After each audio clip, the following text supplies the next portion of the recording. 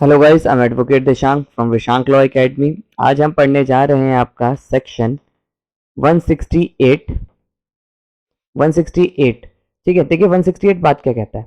168 बात ये कहता है कि आपका एक मिनट मैं पेन बदल लूँ।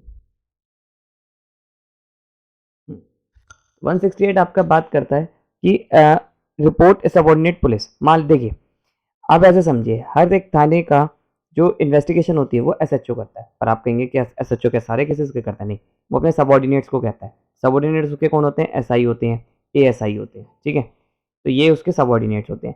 बट अब मान लीजिए इन्होंने इन्वेस्टिगेशन तो ये कर सकते हैं, पर जो एफआईआर या चार्जशीट कुछ भी हुई, तो क्या ये कोर्ट में सबमिट कर सकते हैं क्या? नहीं।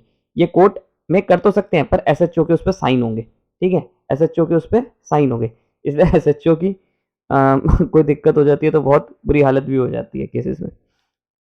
ये लिखा है when any subordinate police officer has made investigation, किसी सबऑर्डिनेट ने करा है, जैसे एक एसआई है, उस वो सबऑर्डिनेट है एसएचओ का, ठीक है, उससे नीचे, तो वो ये करता है, तो वो investigation in charge of police station, तो वो जो भेजेगा, वो रिपोर्ट जो भेजेगा, वो एसएचओ के साइन करवा के ही भेजेगा, नाम इसलिए चलता है। अब देखिए 169 को समझिए। 169 को समझने से पहले आप ये समझिए कि हमने पढ़ा कि केस हुआ, रजिस्टर्ड हुआ, एफआईआर हुई, सब कुछ हुआ, बेल वेल हुआ, ये सब पढ़ा हमने, ठीक है। अब क्या है, चार्जशीट आई।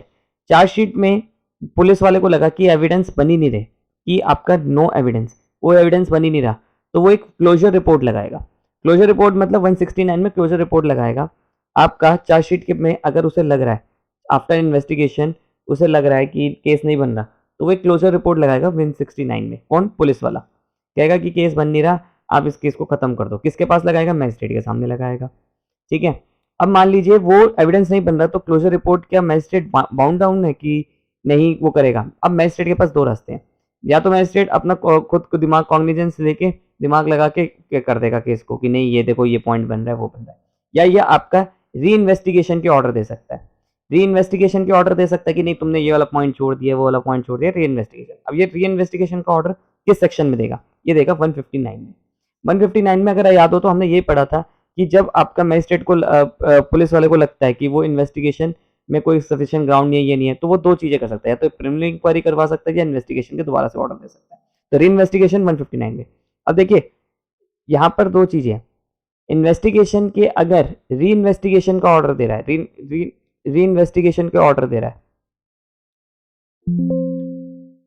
अगर री इन्वेस्टिगेशन का ऑर्डर दे रहा है कौन? मैजिस्ट्रेट, तो वो कौन सा सेक्शन में देगा? आपका 159 में देगा। और अगर वही आपका फर्दर इन्वेस्टिगेशन के ऑर्डर देगा तो वो कौन सा सेक्शन में देगा? 173(8) में देगा, ठीक है। तो याद रखिएगा, मैजिस्ट्रेट अगर क्लोजर रिपोर्ट पे, अब देखिए क्लोजर रिपोर्ट पे तो देखो क्लोजर रिपोर्ट अगर लगा दी तो आपका 159 में मैजिस्ट्रेट ऑर्डर देगा, री इन्वेस्टिगेशन होगी, फर्दर इन्वेस्टिगेशन की नहीं होगी। और फर्दर इन्वेस्टिगेशन आपका किसी भी वक्त हो सकती है, एट इंक्वायरी, एट इन्वेस्टिगेशन, इन किसी भी स्टेज पे, या इन्वेस्टिगेशन के स्टेज पे, किसी भी, ठीक है। तो आ जाते हैं, एक बार सेक्शंस पढ़ लेते हैं। अब क्या लिखा है 169 में? If upon the investigation it appears the officer in charge of police station there is no sufficient evidence, कोई एविडेंस नहीं है या कोई रीजन नहीं बन रहा केस होने का, तो फॉरवर्ड कर देगा वो मैजिस्ट्रेट के पास रिपोर्ट और अपनी फाइंडिंग्स बता देगा कि ये ऐसा नहीं बन रहा। और if such person is custody, अगर वो पर्सन कस्टडी में, तो उसे रिलीज भी कर सकता है। मान लो उसने पहले उसे अरेस्ट कर रखा था, देखो यहाँ पर उसे अरेस्ट कर रखा था, ठीक है, यहाँ से लेके वहां तक अरेस्ट कर रखा था, ठीक है, चार्जशीट तक अरेस्ट कर रखा था। बाद में पुलिस वालों को लगता है यार 169 में, यार इसे क्लोजर रिपोर्ट लगा दो, ये तो उसके ऊपर कोई केस नहीं बन रहा, ये तो अंदर है, तो यहाँ पर वो क्या करेगा, इसे रिलीज भी कर देंगे, इससे बॉन्ड भरवा के, अगर कोई एविडेंस मिलेगा तेरे खिलाफ तो तेरे को फिर पकड़ लेंगे, ठीक है। तो वो एविडेंस एक बॉन्ड एग्जीक्यूट करवा के उसे छोड़ भी देंगे। तो लिखा है if such person is custody, तो उसे release him on executing bond with और विदाउट श्योरिटी, उसे छोड़ दिया जाएगा। Such officer may direct to appear in so required before magistrate empowered to take cognizance. अब मैजिस्ट्रेट के ऊपर है कि वो उस पर कॉग्निजेंस ले offence of police report, police report मतलब यानी कि चार्जशीट पे, फाइनल रिपोर्ट पे, एंड ट्राई द अक्यूज और कमिट और ट्रायल। अब देखिए मैंने आपको बताया ना, मैजिस्ट्रेट के पास अगर क्लोजर रिपोर्ट आती है तो दो चीजें हैं, ये 169 की क्लोजर रिपोर्ट आई मैजिस्ट्रेट के पास, और दो बातें हैं, या तो वो इन्वेस्टिगेशन के ऑर्डर देगा, तो अगर इन्वेस्टिगेशन के ऑर्डर देगा तो 159 में देगा, या वो ट्रायल चला देगा, खुद कॉग्निजेंस लेके कहेगा नहीं चलना चाहिए तुझे, पता नहीं ये जो देखिए यहाँ पॉइंट छूट रहा है सर्कमस्टेंशियल एविडेंस के बेस पे, तो वो खुद ट्रायल चला देगा, ठीक है। तो क्लोजर रिपोर्ट को मानना ना मानना आपका जज साहब के ऊपर है। अब 170 क्या आ रहा है, 170 169 का बिल्कुल उल्टा है। ये कह रहा है कि एविडेंस नहीं है तो क्लोज हो जाएगा, ये कह रहा है अगर एविडेंस सफिशिएंट है तो चल पड़ेगा। If upon investigation under this chapter office in charge of police station this is sufficient evidence और reasonable ground officer shall forward the copy. अगर इन्वेस्टिगेशन ऑफिसर को लगता है कि सफिशिएंट ग्राउंड है, देखो सफिशिएंट ग्राउंड है तो आपका 170 में कर देगा मैजिस्ट्रेट को फॉरवर्ड, ठीक है, केस चलाने के लिए।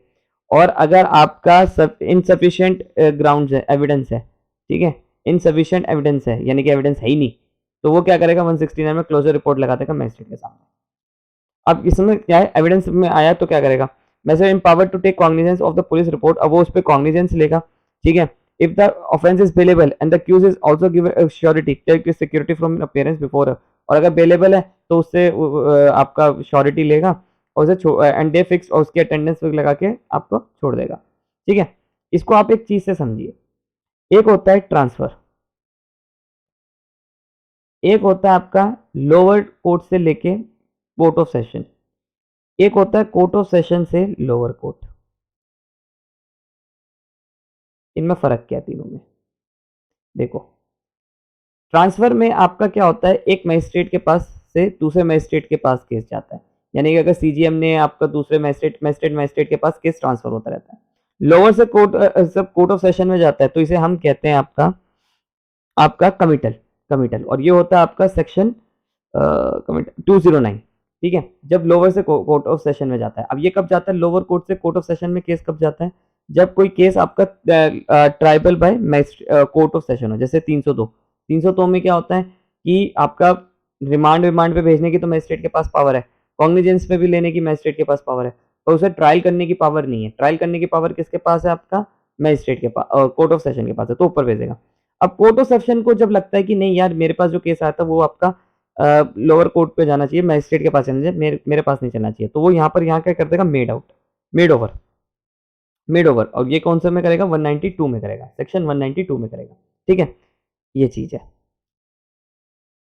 तो यहाँ पर क्या है कि जो पुलिस अक्यूज है या तो वो उससे खुद ट्रायल चलाएगा, ठीक है, या आपका वो ऊपर वाली कोर्ट में भेज देगा। Man officer in charge person magistrate take security, और उससे एक सिक्योरिटी लेंगे किससे, अब यहाँ पर क्या है, पुलिस ऑफिसर क्या करेगा, या वो तो आप मैजिस्ट्रेट के पास भेज देगा एक तो कॉपी, एक आपका कंप्लेनेंट से और उसके विटनेसेस से बॉन्ड भरवा देगा कि तुम इस डेट पे आओगे, और यहाँ बॉन्ड का मतलब है आपका पर्सनल सिक्योरिटीज, ठीक है, श्योरिटी के साथ नहीं, ठीक है। If the court of CGM is mention in the bond the court shall be held include any court, तो वहां पर वही है कि अगर सीजीएम ने लिया है, ठीक है, क्योंकि सीजीएम पे कुछ थाने अपने पास रखता है तो वो कर देगा, तो सिंपल सी बात है, कुछ इज्जत में ज्यादा था नहीं, वो भेज देगा और बॉन्ड एग्जीक्यूट करवा लेंगे उससे कि तुम आ जाना, किससे, आपका कंप्लेनेंट और उनसे, ठीक है, उन बाकियों से नहीं। आई होप आपको मेरी वीडियो पसंद आई हो, अगर वीडियो पसंद आई तो चैनल को सब्सक्राइब करिए प्लीज।